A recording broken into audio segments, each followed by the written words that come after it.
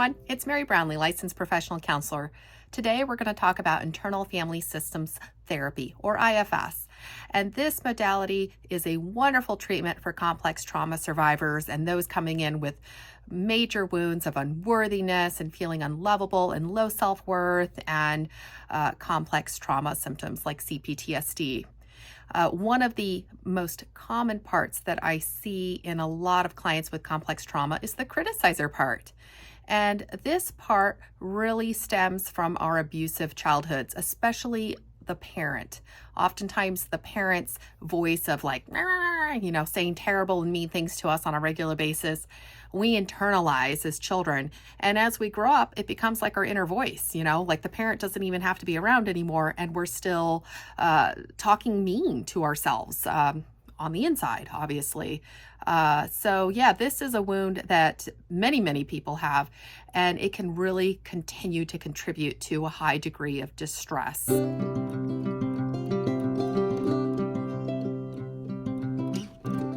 Hey everyone, it's Mary Brownlee, licensed professional counselor.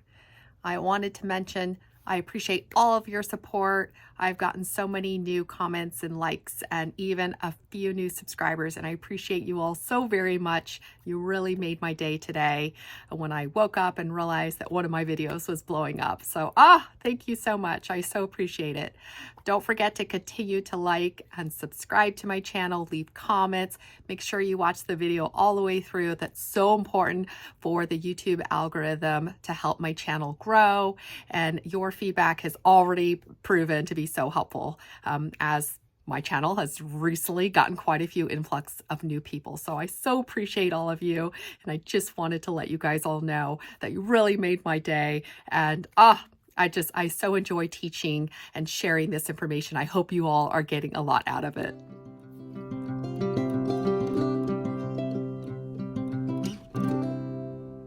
All right, so the criticizer part is the part that tells us that we're not good enough, that we're dumb, that we're stupid, that we're ugly, no one likes you, you can't do anything right.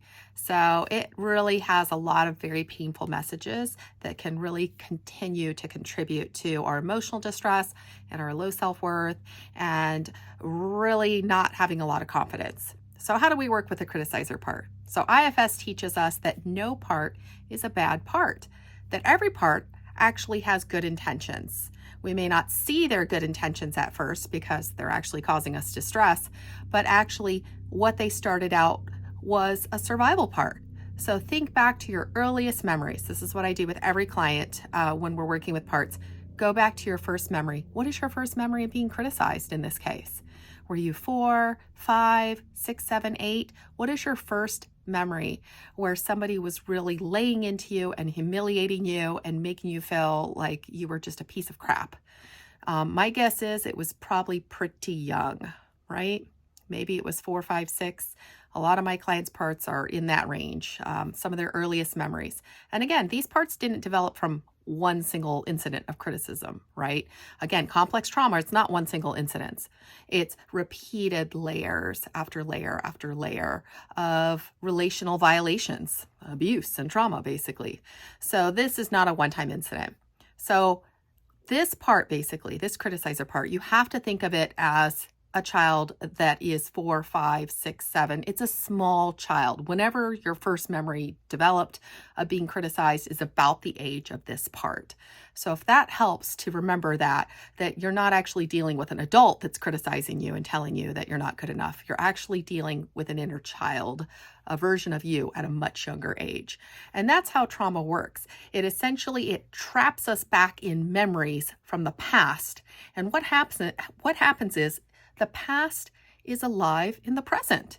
And so a lot of people mistakenly think trauma is, like, just get over it. What's your problem? Why can't you just, move on? Well, that's not the nature of trauma. If you understand the neurobiology of trauma, the science behind it, you know that you can't just leave it behind. That's the problem here.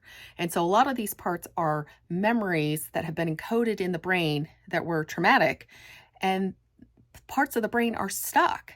back at that time period, and it's still operating today as if those messages were true. And the part isn't realizing that today is very different from when you were 4, 5, and 6 and were helpless, a helpless child that couldn't protect yourself. So, what the criticizer part's job is to prevent harm. Every part is essentially attempting to prevent harm. And so what the criticizer is, it's afraid of you messing up in some way, shape, or form. So, for example, it's like, well, if you'll just shape up, then nobody will abandon you, or nobody will reject you, or I'm saving you from people being mean to you. If you just shape up and are perfect and listen to me, no one will be mean to us and we will be safe. So that's its intention, and actually is attempting to keep you safe from further harm. It's easier to have compassion for our wounded parts when we understand the job or the role that they're doing. And the criticizer part is literally terrified of being abandoned or wounded again. And so it's attempting to just make sure that you shape up and are perfect so that no one will hurt you again or abandon or reject you or, fill in the blank, whatever those earliest wounds were, right? So the criticizer is really protecting that young inner child, the original wound, so to speak. Maybe you had a wound of feeling unworthy stemming from an abusive parent that was constantly criticizing you. So here that criticizer is standing in, attempting to protect this very vulnerable original wound from being further humiliated and discarded and abandoned by making you shape up and be perfect, for example. So that's how it works.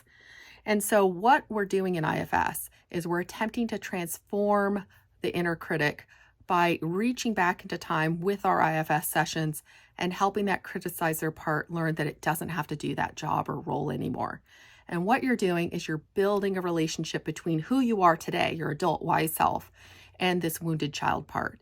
Because really what trauma does is it breaks connection to self. And if you don't have a relationship with self, you're not going to be able to manage these wounded parts because they don't know you. And so a lot of times what happens is we go into an IFS session and the part is angry. It's angry at the client because it's like, where have you been? I've been managing your whole life for you behind the scenes and you're not even thankful. And where the heck have you been? So it's very common for some of these wounded parts to actually be angry at the client because they feel that the client has abandoned them. That's self-abandonment. So that is very common in trauma survivors, that we self-abandon our own wounded parts. And so there is a lot of difficult emotions that we even have towards ourselves, ironically. And so IFS is all about restoring self-leadership.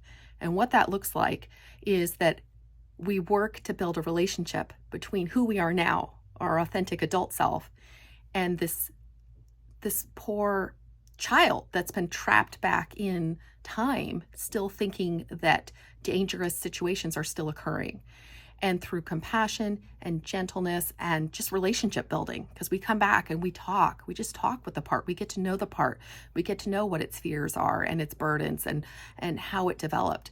It begins to trust us.